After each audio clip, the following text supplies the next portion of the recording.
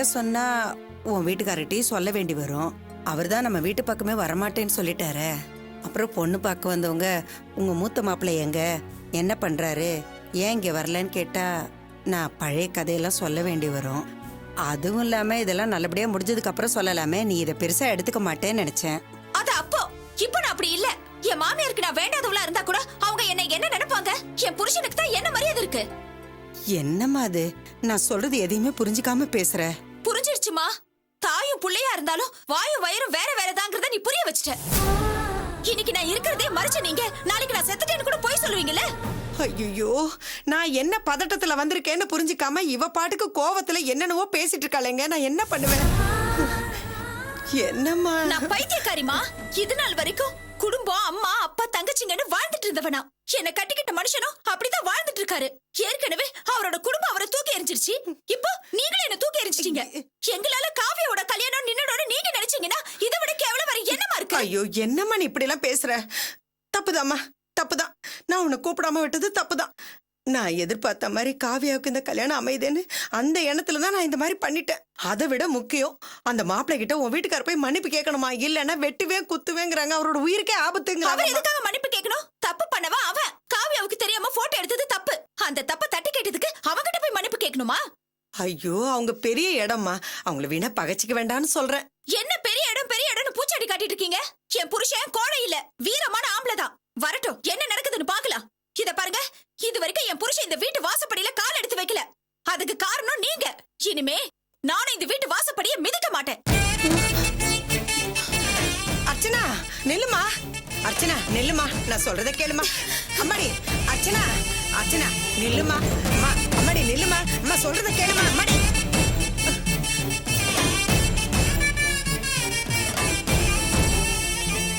என்னங்க என்னங்க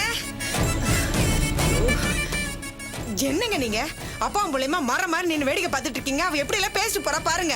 அவ பேசினதுல என்ன தப்பு இருக்கு? மணிமணியா பேசியிருக்கா. அர்ச்சனா ரெண்டாவது தடவையா இன்னைக்கு தான் ரொம்ப தெளிவா பேசியிருக்கா. அவ புருஷனுக்கு ஒரு அவமரியாதைன்னு ஒண்ணு அம்மானு கூட பார்க்காம எப்படி எல்லாம் பேசிட்டு போறா. அந்த சுயமரியாதை எனக்கு ரொம்ப பிடிச்சிருக்கு.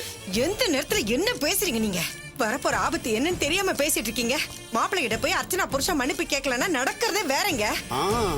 இப்ப கூட அர்ச்சனா புருஷன் தான் சொல்றியே தவிர மாப்பிள்ளைன்னு சொல்லல. ஆனா அந்த பையனை மூச்சுக்கு ஒரு தடவை மாப்பிள்ளைங்கிறியே, இதை என்னாலேயே தாங்கிக்க முடியலையே. அர்ச்சனா எப்படி இதை பொறுத்துக்குவா? ஐயோ, என்னவோ வாய் தவறி சொல்லிட்டேங்க. இப்ப அது வாங்க முக்கியம். இது வாய் தவறி வரல, மனசுல என்ன இருக்கோ அதுதான் வார்த்தையா வெளியில வருது. இப்ப கூட நீ அர்ச்சனா புருஷனை மாப்பிள்ளையா ஏத்துக்கல. இத பாரு, நான் ஆரம்பத்துல இருந்தே சொல்லிக்கிட்டு இருக்கேன், இந்த விஷயத்த அர்ச்சனா கிட்ட மறைக்காதேன்னு. இப்ப என்ன ஆச்சு பாத்தியா? சரிங்க, நான் தாங்க தப்பு பண்ணிட்டேன். இத பாருங்க, இப்ப மட்டும் மாப்பிள்ளை கிட்ட போய் அவர் மன்னிப்பு கேட்கலன்னு வச்சுக்கோங்க, அப்புறம் நடக்கிறதே வேறங்க. ஐயோ, வெட்டு குத்துன்னு போயிடுவாங்கங்க. அவர் உயிருக்கே ஆபத்துங்க. அர்ச்சனாவோட வாழ்க்கை தானுங்க பாதிக்கப்படும். அதெல்லாம் வரும்போது பாத்துக்கலாம்பான்னு சொல்லிட்டு போயிட்டாலே. ஐயோ, நிலைமை புரியாம ஆளாளுக்கு ஒண்ணு பேசுறீங்களே. அவங்க வசதியானவங்க, செல்வாக்கு உள்ளவங்க, நினைச்சதை செய்வாங்கங்க. நல்ல நேரத்துல நான் அங்க போயிருந்ததுனாலதான் வயசு வித்தியாசம் பார்க்காம மாப்பிள்ள கையில கால்ல விழுந்து கெஞ்சினேன். அதுக்கப்புறம் தான் அவங்க 2 பேரும் வந்து மன்னிப்பு கேட்க சொல்லுங்க, விட்டுறேன்னு சொன்னாரு. என்னமா நீங்க? உங்களை யார் காலெல்லாம் விழ சொன்னது? வேற என்னப்பா பண்றது? அவங்க வெட்டுறேன் குத்துறேங்கிறாங்க. அர்ச்சனாவையும் அர்ச்சனா புருஷனையும் காப்பாத்துறதுக்கு எனக்கு வேற வழி தெரியல. அதுக்குதான் இப்படி ஒரு காரியத்தை பண்ணிட்டு வந்தேன். ஆனா நீங்க என்னடான்னா அர்ச்சனாவை மதிக்கல, அர்ச்சனா புருஷனை மதிக்கலன்னு பேசிட்டு இருக்கீங்க. நீ அர்ச்சனாவோட வாழ்க்கையை காப்பாத்திட்டு வந்தேன்னு என்னால நினைக்க முடியல. நம்ம குடும்பத்தோட கௌரவத்தை கெடுத்துட்டு வந்தேன்னு தான் சொல்லுவேன். பாத்தியாப்பா, உங்க அப்பா என்ன பேசுறான்னு பாத்தியா? பின்ன என்னம்மா, நீங்க போய் எதுக்கு அவங்க கால்ல விழுந்தீங்க? என்ன அறிவு கட்டத்தனமா பேசுற? நான் அவர் கால்ல விழுந்தது அர்ச்சனாவோட புருஷன் உசுரை காப்பாத்துறதுக்கு. நீ சும்மா இதையே சொல்லிக்கிட்டு இருக்காத. அர்ச்சனாவோட புருஷனை காப்பாத்துறதுக்காகவா நீ கால்ல விழுந்த? எங்க இந்த மாப்பிளையும் கைய விட்டு போயிடுவாரோ அப்படிங்கிற பயத்துல நீ கால்ல விழுந்திருக்க. அர்ச்சனா புருஷனை காப்பாத்துறதுக்காக நீ கால்ல விழுந்தேன்னு சொல்றதை நம்புறதுக்கு நான் ஒன்னும் மடையும் இல்ல. ஐயோ, நான் என்ன சொன்னாலும் நம்ப மாட்டேங்கிறீங்களே. என்ன என்னதான் பண்ண சொல்றீங்க? பார், இனிமே நீ இப்படியே நின்னுகிட்டு அழுதுகிட்டே இருக்க வேண்டியதான். எல்லாம் உன் தலையில தான். ஆரம்பத்துல இருந்து நீ என்ன சொல்லிக்கிட்டு இருப்ப, நம்ம 3 பொண்ணுங்களுடைய கல்யாண வாழ்க்கையில எந்தவித பேதமும் வந்துடக்கூடாதுன்னு. ஆனா இன்னைக்கு நீயே அதை மீறிட்ட. என்னங்க என்னங்க இப்படி எல்லாம் பேச போறீங்க? என்ன இந்த மனுஷன் இப்படி எல்லாம் பேச போறாரு? எனக்கு எல்லா பொண்ணுங்களும் ஒரே மாதிரி தாங்க. ஏங்க இப்படி எல்லாம் பேசுறீங்க? கடவுளே. அம்மா அம்மா வாமா, உட்காருமா. வாமா, மணி உட்காருமா. எமோஷன் ஆகாதம்மா, நீ போய் டேப்லெட் எடுத்துட்டு வா போ. அம்மா கொஞ்சம் பொறுமையா இருமா. உங்க அப்பா சொன்னா கேளுமா, அமைதியா இருமா. ஏன்டா இப்படி அம்மா இங்க இந்தாண்ணா. குடு. அம்மா அழாதம்மா, எல்லாம் சரியாயிடும். என்னம்மா நீ ஏமா நீயே உடம்புக்கு எடுத்துக்காத. போடு, மாத்திரை போடு. போடுமா. போடுமா, நீயே போடலாம்ல. தண்ணி குடி, தண்ணி குடி. வாமா உட்காருமா. பாத்து. என்னம்மா நீ அம்மாடி பிரியா, வினோத், நான் மோசமானவே இல்லப்பா. நான் உங்க மேல பாசம் வச்சிருக்கிறத தவிர நான் உங்களுக்கு எந்த பாவமும் பண்ணலப்பா. என்ன புரிஞ்சுக்க மாட்டேங்கிறீங்களே. ஏமா இப்ப தேவையில்லாம இதெல்லாம் பேசிட்டு இருக்க? அம்மா சொன்னா கேளுமா, புலம்பிட்டு இருக்காத. நீ படுமா, படு. நீ படுமா. நீ காலை பிடி, படு. படுத்துக்கோமா. டென்ஷன் ஆகுது. ஐயோ, நான் பெத்த பொண்ணு என்ன புரிஞ்சுக்காம கோவமா பேசிட்டு போறா. என் புருஷன் நான் என்ன சொல்ல வரேன்னு காது கொடுத்து கேட்காம அவர் பாட்டுக்கு போயிட்டே இருக்காரு. அந்த பொண்ணு அர்ச்சனா என்ன தூக்கி எறிஞ்சிட்டு என் புருஷன் தான் முக்கியம்னு போனப்போ கூட நான் கவலைப்படல. ஆனா அவ புருஷ உசுருக்கு ஆபத்துன்னு சொல்ற அந்த பொண்ணு பாட்டுக்கு கேட்காம போறாளே, அதை நினைச்சது எனக்கு கஷ்டமா இருக்கு. இத்தனை நாளா கல்யாணமே வேண்டான்னு சொல்லிட்டு இருந்த காவியாவை எப்படியோ பேசி சம்மதிக்க வச்சேன். ஆனா இப்போ அந்த கல்யாணமும் நடக்காம போயிடும் போல இருக்கே. ஐயோ, இந்த குடும்பத்துல பொண்ணுங்களுக்கு கல்யாண ராசியே இல்லையா? ஐயோ, நான் எதை நினைச்சு கவலைப்படுவேன்? காவியாவுக்கு கல்யாணம் நடக்கலையேன்னு நினைச்சு கவலைப்படுறதா, இல்ல அர்ச்சனோட வாழ்க்கையை நினைச்சு கவலைப்படுறதா? கடவுளே, நான் எதை நினைச்சு கவலைப்படுவேன்? ஐயோ ஐயோ கடவுளே, ஒரு பொண்ணுக்காவது பிரச்சனை இல்லாம கல்யாணம் நடக்கும்னு நினைச்சேன். ஏதாவது ஒரு பிரச்சனை வந்துகிட்டு இருக்கே.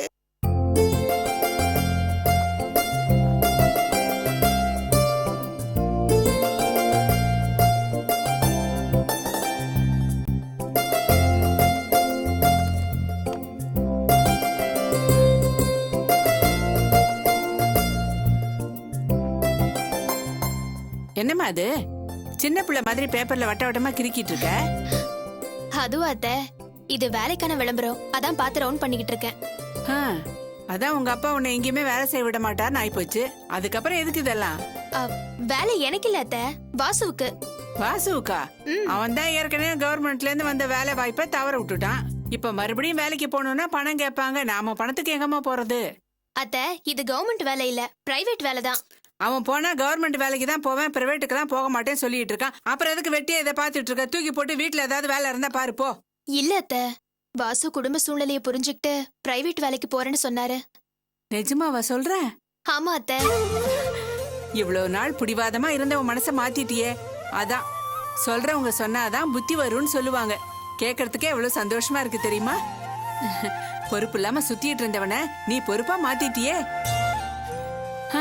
இப்ப வாசு மனசு மாறின மாதிரி மத்தவங்களும் மனசு மாறிட்டா ரொம்ப சந்தோஷமா இருக்கும். என்னம்மா அப்படி பாக்குற? நான் உங்க அப்பாவை தான் சொல்றேன். ஒரே பொண்ணை பெத்து வச்சுட்டு உங்க அப்பா இவ்வளவு பிடிவாதமா இருக்காரு. என்னமோ நடந்து போச்சுன்னு எல்லாத்தையும் மறந்துட்டு வந்தாருன்னா சந்தோஷமா இருக்கும்ல? எங்க அப்பாக்கு கொஞ்சம் பிடிவாதம் ஜாஸ்தி அத்தை. உங்க அப்பாவுக்கு தான் பிடிவாதன்னா உங்க அம்மா வந்து உன்னை பார்க்கலாம்ல?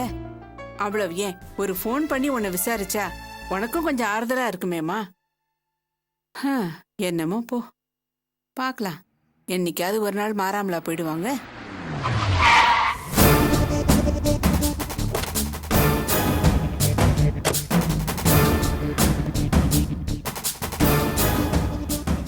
யாருமா இங்க பாக்கியம்? நான் தாங்க. ஸ்டேஷனுக்கு கிளம்புமா. எதுக்குங்க? எல்லாம் ஸ்டேஷன்ல வச்சு இன்ஸ்பெக்டர் சொல்லுவாரு.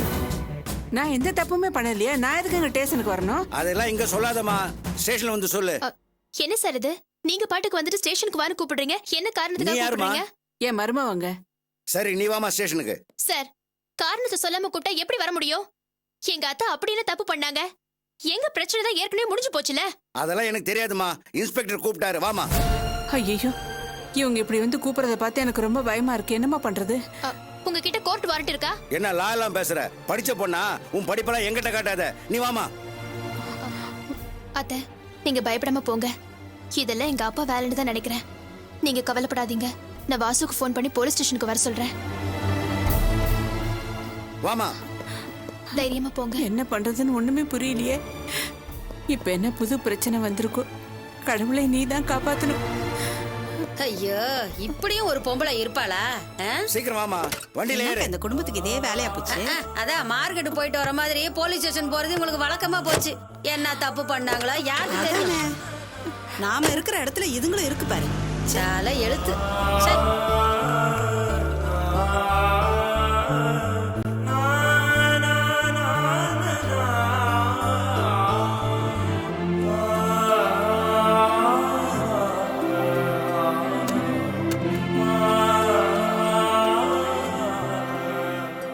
நான் இப்பதான் ஜாயின் பண்ணேன். நான் கூட சித்திரையில தான் வேலைக்கு சேர்ந்தேன். இந்த வேலையும் கஷ்டப்பட்டு தான் கிடைச்சிச்சு. ஒரு நிமிஷம் பிடிங்க. கொடுங்க. ஹலோ பசு, சொல்லு ரேவதி. அத்தைய போலீஸ் பிடிச்சிட்டு போயிட்டாங்க. என்னது? போலீஸா? என்ன, எதுக்கு பிடிச்சிட்டு போனாங்க? என்ன ஏது நான் காரணம் கேட்ட சொல்லவே இல்ல. நம்ம ஏரியா போலீஸ் தான் வந்தாங்க. ப்ளீஸ் வாசு, நீ உடனே ஸ்டேஷனுக்கு போ. சரி சரி, நீ டென்ஷன் ஆகாத, நான் போய் பாத்துக்கிறேன். நீ போன வை. அண்ணே, யாராவது கேட்டா வெளியில போயிருக்கேன்னு சொல்லுங்க. இதை வந்துட்டேன். சீக்கிரம் வந்துருங்க. சரிண்ணே.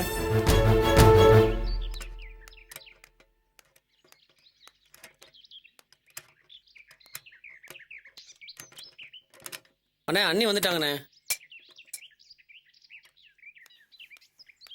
என்ன ஆச்சுன்னா வழக்கமா 1:30 தான் வரவே, இப்போ 1 மணிக்கு. டேய், 2 பேரும் போய் சாப்பிட்டு வாங்கடா.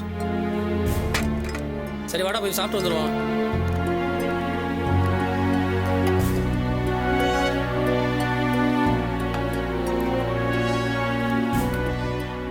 என்ன ஆச்சுன்னா உங்க வீட்டு போய் காவியா பேர்கிட்ட சொல்ல சொன்னேன்னு போய் சொன்னியா? அப்படியே ஆச்சரியமா இருப்பாங்களே. என்ன நான் கேட்ட இருக்கேன், பதில் சொல்லணும்னு அர்த்தம். வீட்டுக்கு போனியா போலியா? போனேன். ம். இனிமே போக மாட்டேன். நான் முடிவு பண்ணிட்டேன். இனிமே அங்க போக வேண்டிய அவசியம் இல்ல. உனக்கு நான், எனக்கு நீ, அதான் நிஜம். என்ன ஆச்சுன்னா இப்ப எதுக்கு இவ்வளவு கோவமா பேசுற? இந்த உலகத்துல பந்த பாசத்துக்கு மரியாதையே கிடையாது. எப்படி உன் குடும்பம் உன்னை தூக்கி போட்டுச்சோ அதே மாதிரி என் குடும்பம் என்ன தூக்கி போட்டுருச்சு. நாம 2 பேரும் அனாதைங்களாயிட்டோம். அர்ச்சனா, இப்ப எதுக்காக இந்த மாதிரிலாம் பேசிட்டு இருக்க? என்னாச்சு? உங்க வீட்டுல யாராவது ஏதாவது சொன்னாங்களா? ஏதாவது பிரச்சனையா? எதுவும் சொல்லல, அதான் பிரச்சனை. என்ன சொல்ற? காவியாவுக்கு மாப்பிள்ளை பாத்துருக்காங்களாம். தெரியுமா உனக்கு? சந்தோஷமான விஷயம் தானே, அதுக்கு எதுக்கு இவ்வளவு கோவப்படுற? சந்தோஷமான விஷயம் தான். என்கிட்ட முன்னாடியே சொல்லியிருந்தா நானும் சந்தோஷப்பட்டிருப்பேன்ல. சரி, அதான் இப்ப சொல்லிட்டாங்கல்ல. எப்ப சொன்னாங்க? நிச்சயதார்த்தத்துக்கு நாள் குறிச்சதுக்கு அப்புறம். அதுவும் அவங்களா சொல்லல, நானா கேட்டதுனால சொன்னாங்க.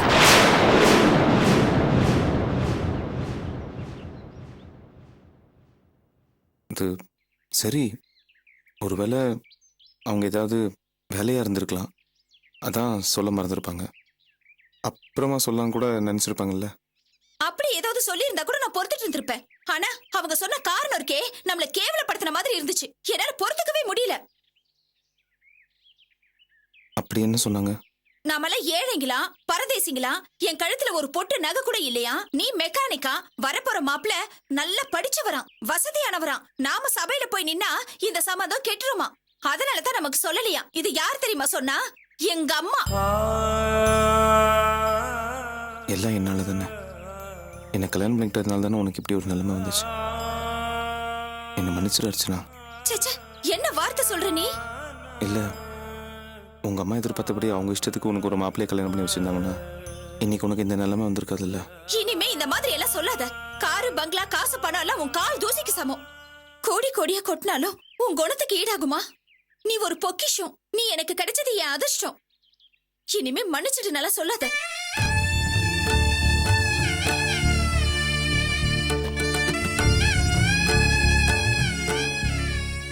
எங்க அம்மா கிடக்குறாங்க. உன்னை பத்தி என்ன தெரியும் அவங்களுக்கு? உன்னை மதிக்க தெரியாதவங்க எனக்கு தேவையில்ல. அதான் தூக்கி போட்டு வந்துட்டேன். காவியாக்கு அமைஞ்ச இடம் ரொம்ப பெரிய இடமும் அத்தை எதிர்பார்த்தபடியே அமைஞ்சிருக்கும். அதான் நம்ம காணாம போயிட்டோம்ல. மாப்பிள்ள வேற யாரும் இல்லையா. நேத்து பீச்ல நீ ஒருத்தனை அடிச்சேன்னு சொன்னியே, அவன் தான் மாப்பிள்ளையா. ஐயோ, என்ன சொல்றச்சுனா? காவியாக்கு பார்த்து வச்சு மாப்பிள்ளைய நான் போட்டு அடிச்சிருக்கேன். ஆமா, தான் கல்யாணம் பண்ணிக்க போற பொண்ணுங்கிற நினைப்புலதான் காவியாவுக்கு தெரியாமலே அவளை படம் எடுத்திருக்கான். அது தெரியாம நீ அவளை காப்பாத்தணுங்கிற நல்ல எண்ணத்துலதான் அவனை அடிச்சிருக்க. அடி வாங்கின அவன் அவமானத்துல துடிச்சிட்டு இருக்கானா. அது மட்டும் இல்லாம உன்னை பழி வாங்கணும்னு துடிச்சிட்டு இருக்கானா. எங்க அம்மா அவன் காலில் விழுந்து மன்னிப்பு கேட்டு உன்னையும் கூட்டிட்டு வந்து மன்னிப்பு கேட்க வைக்கிறேன்னு சொல்லிட்டு வந்திருக்காங்க. ஐயோ, என்ன சொல்றச்சுனா? காவியா என்ன மன்னிச்சிருக்கா? ஆமா, தான் கல்யாணம் பண்ணிக்க போற பொண்ணுங்கிற நினைப்புலதான் அவனை அடிச்சிருக்க. அடி வாங்கின அவன் அவமானத்துல துடிச்சிட்டு இருக்கானா. அது மட்டும் இல்லாம உன்னை பழி வாங்கணும்னு துடிச்சிட்டு இருக்கானா. எங்க அம்மா அவன் காலில் விழுந்து மன்னிப்பு கேட்டு உன்னையும் கூட்டிட்டு வந்து மன்னிப்பு கேட்க வைக்கிறேன்னு சொல்லிட்டு வந்திருக்காங்க. எங்க அம்மா கொஞ்சம் கூட கூச்சமே இல்லாம உன் புருஷனை உடனே கூட்டிட்டு வா, என் மாப்பிள்ளை கிட்ட மன்னிப்பு கேட்க வைக்கணும்னு என்கிட்டயே சொல்றாங்க. எனக்கு வந்துச்சு பாரு கோவம். என் புருஷன் என்ன தப்பு பண்ணாரு? தப்பு பண்ணது அவன். உன் பொண்ணு மானத்தை காப்பாத்துறதுக்காக தான் என் புருஷன் அப்படி செஞ்சாரு. அதனால என் புருஷன் மன்னிப்பெல்லாம் கேட்க மாட்டாரு, நானும் இந்த வீட்டு வாசப்படியை மிதிக்க மாட்டேன்னு மூஞ்சில அடிச்ச மாதிரி சொல்லிட்டு வந்துட்டேன். நீ ஏன் அர்ச்சனா அப்படி செஞ்ச? என்ன இருந்தாலும் நான் செஞ்சது தப்பு தானே. செஞ்ச தப்புக்கு மன்னிப்பு கேட்கறதுன்னு முறை. என்ன பேசுற நீ? ஒரு பொண்ணோட மானத்தை காப்பாத்துறதுக்காக நீ அப்படி நடந்துகிட்டதுல எந்த தப்பும் இல்ல. கல்யாணம் பண்ணிக்க போறவளா இருந்தாலும் அவளுக்கு தெரியாம போட்டோ எடுத்தது மகா தப்பு. இல்ல அர்ச்சனா, நம்ம சுய கௌரவத்தை பார்த்து அது தேவையில்லாம காவியோட கல்யாணத்தை பாதிச்சிடக்கூடாது. பாதிச்சா பாதிக்கட்டும். அவளும் தானே மாப்பிள்ள பார்த்த விஷயத்த நம்ம கிட்ட மறைச்சா. ஒரு போன் பண்ணியாவது சொல்லிருக்கலாம்ல. எல்லாரும் சேர்ந்து தானே இதை மறைச்சிருக்காங்க. அவங்களே நம்மள நினைக்காத போது நாம எதுக்கு அவங்கள நினைக்கணும்? நீ சாப்பிடு சாப்பிடு, சாப்பாடு வேற ஆறுது.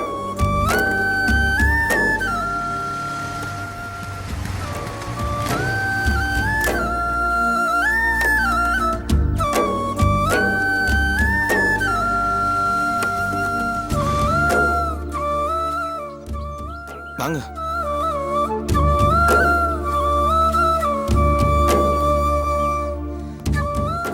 வாங்க உட்காருங்க.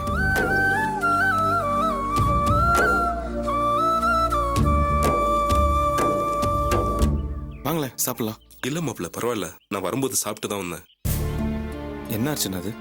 உங்க அண்ணன் வந்திருக்காரு, சாப்பிடுங்க தண்ணி குடிங்கன்னு ஒரு வார்த்தை கூட சொல்ல மாட்டியா? என்ன பழக்கம் இது? அதை விடுங்க மாப்பிள்ள, அவ கோவம் நியாயமானதுதான். நடந்த விஷயத்தெல்லாம் உங்ககிட்ட சொல்லியிருப்பேன்னு நினைக்கிறேன். அர்ச்சனா சொன்னா கேள்விப்பட்டோன்னு ரொம்ப வருத்தமாயிருச்சு. ஆனா சத்தியமா காவியாக்கு பார்த்து வச்ச மாப்பிள்ளைன்னு எனக்கு தெரியாதுங்க. தெரியாம தான் நான் அப்படி நடந்துக்கிட்டேன். இல்லைங்க மாப்பிள்ள, உங்களை பத்தி எனக்கு தெரியும். நீங்க தப்பு பண்ணிருக்க மாட்டீங்க. ஆனா அந்த மாப்பிள்ள அதை புரிஞ்சுக்கணுமே. அதுவும் இல்லாம நீங்க அவரை அவமானப்படுத்திட்டீங்க, அசிங்கப்படுத்திட்டீங்க, உங்களை பழி வாங்காம விட மாட்டேன்னு சொல்லியிருக்காரு. அதனால அம்மா மன்னிப்பு கேட்டு உங்களையும் கூட்டிட்டு வரதா சொல்லியிருக்காங்க. இதை புரிஞ்சுக்காம இவ கோச்சிட்டு வந்துட்டா. இல்லைங்கண்ணா. அத பத்தி சொல்றதுக்காக தான் வந்தீங்களா? நான் தான் அங்கேயே சொல்லிட்டேன்ல. அர்ச்சனா என்ன பேசிட்டு இருக்க நீ? நீங்க சும்மா இருங்க. என் அண்ணன் எதுக்கு வந்திருக்காருன்னு எனக்கு தெரியும். இத பாருங்கண்ணா, காசு பணத்துல வேணா நாங்க ஏழையா இருக்கலாம், ஆனா கௌரவத்துல நாங்க கோடீஸ்வரங்க. நான் தான் இனிமே அந்த வீட்டு வாசப்படியே மிதிக்க மாட்டேன்னு சொல்லிட்டேன்ல. அதுக்கப்புறமா எதுக்கு இங்க வந்தீங்க? போங்க. அர்ச்சனா